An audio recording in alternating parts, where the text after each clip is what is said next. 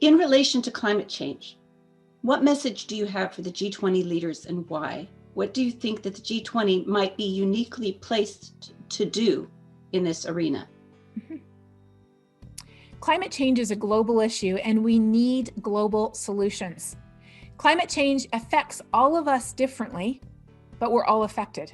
Climate change solutions look different in every place, but there are solutions that every single one of us can engage in. And as leaders, we need leaders to set an example. We need leaders to put in place policies that make it possible for people to have access to clean energy, for people to breathe cleaner air, for people to be able to have enough food in a changing world where we're already losing an average of $5 billion of crops every year due to the impacts of climate change. We need to live in a world where people can afford insurance as disasters increase and multiply, where people can have a safe home to live in as sea level rises and as hurricanes, typhoons, and cyclones get stronger. We need our leaders to recognize that we have been living for centuries and even millennia as if we're driving down the road looking in the rearview mirror.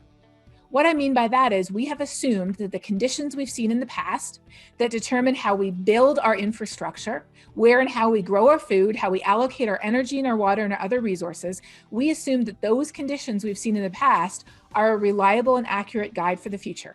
It's like driving down the road looking in the rearview mirror, assuming that the past will tell you where to go in the future. And it works if the road is straight. It works if climate is not changing. But today, climate is changing faster than any time in the history of human civilization on this planet. And that is why, as leaders, it is time to take our eyes off the rearview mirror and put them ahead down the road to understand that our collective bus already has its wheels on the rumble strip.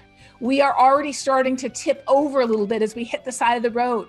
We need to correct our course to prepare for the impacts we can no longer avoid and to do everything we can to avoid the impacts that we can.